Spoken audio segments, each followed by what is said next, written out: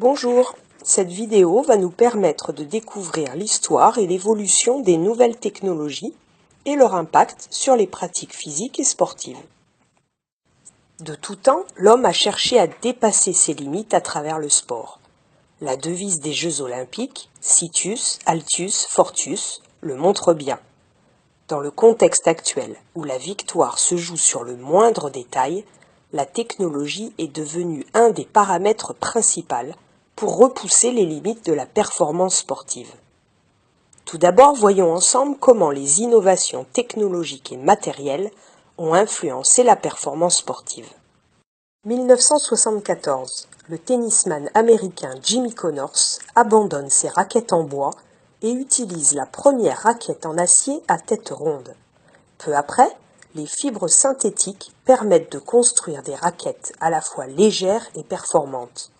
Les coups deviennent plus puissants, plus précis, avec des effets de balle plus prononcés. Aujourd'hui, certaines raquettes sont même capables d'enregistrer tout un flux de données, puissance du service ou encore position de la balle sur le tamis.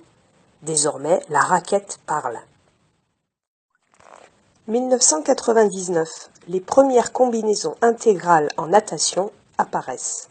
Constituées de polyuréthane, elles offrent une meilleure glisse et permettent très vite aux nageurs de battre d'innombrables records. En 2010, elles sont finalement interdites, accusées de prendre le pas sur l'exploit physique, et la Fédération internationale de natation décide d'effacer les records établis avec ces combinaisons. 2015. Pour un arbitrage plus précis, la Goal Line Technology est adoptée par les championnats de football français, allemand et italien. Ce dispositif électronique d'assistance à l'arbitrage est utilisé pour déterminer de façon certaine si un ballon a franchi entièrement ou non la ligne de but.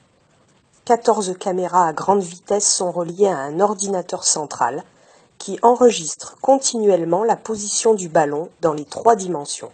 Si le ballon franchit complètement la ligne, l'ordinateur envoie un signal à une montre spéciale dont est équipé l'arbitre central, lui indiquant qu'il y a but.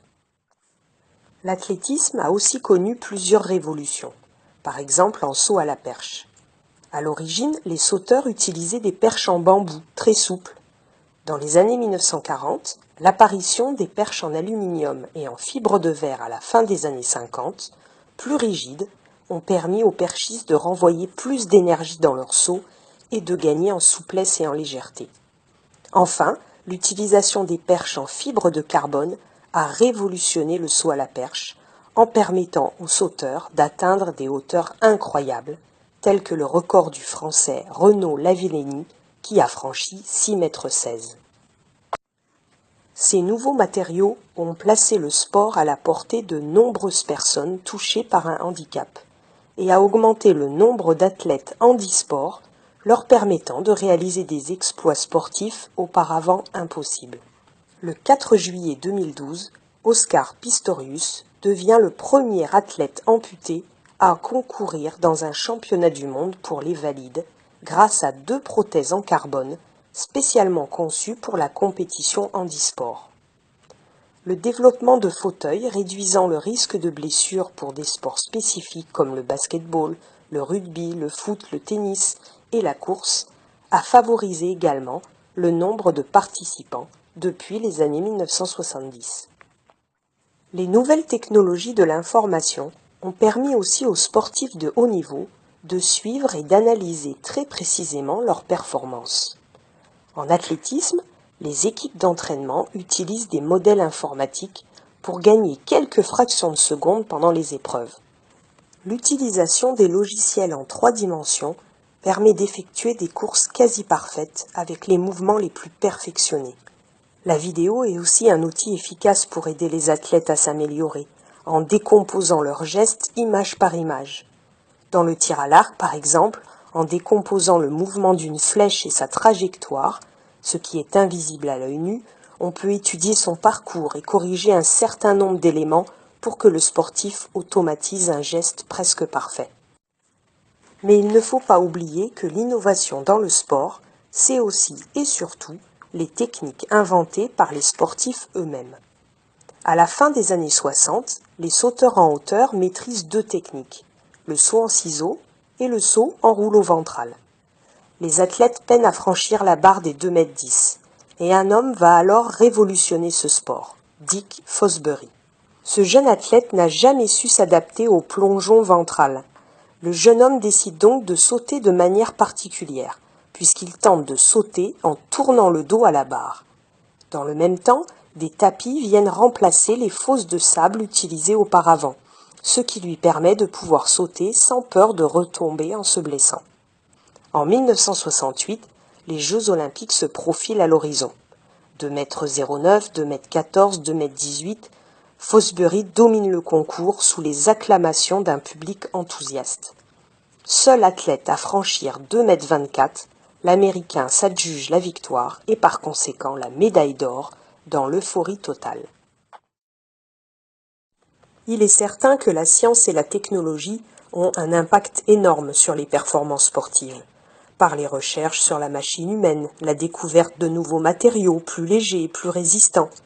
Il faut néanmoins que le sport, basé sur le fair-play, reste accessible à tous et que les recherches technologiques ne créent pas encore plus d'inégalités dans l'accès à la performance.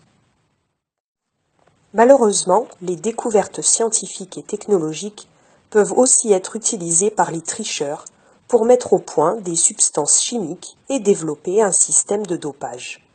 Certains athlètes sont prêts à mettre en danger leur propre santé pour gagner des compétitions et battre des records.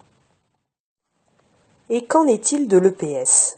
Ces avancées peuvent-elles nous être utiles pour progresser ?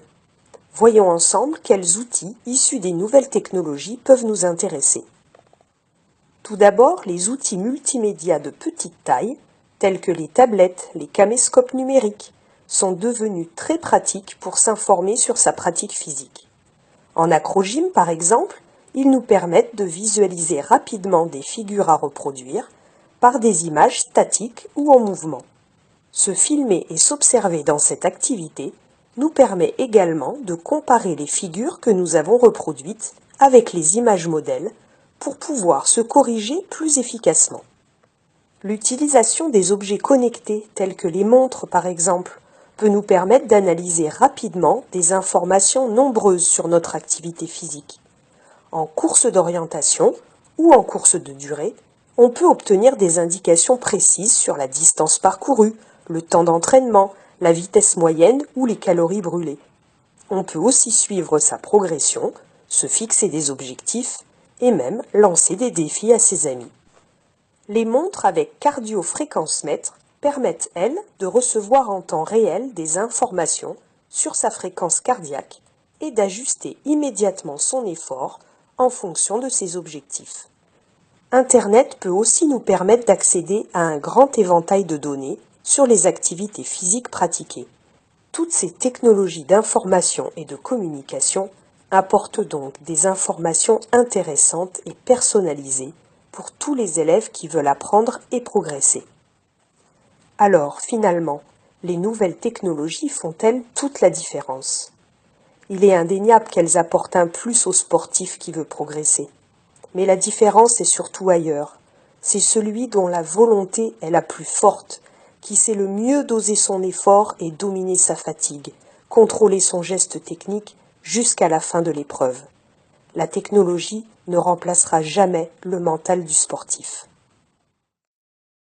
Voilà, cette vidéo est terminée et il ne me reste plus qu'à vous donner rendez-vous à votre prochain cours.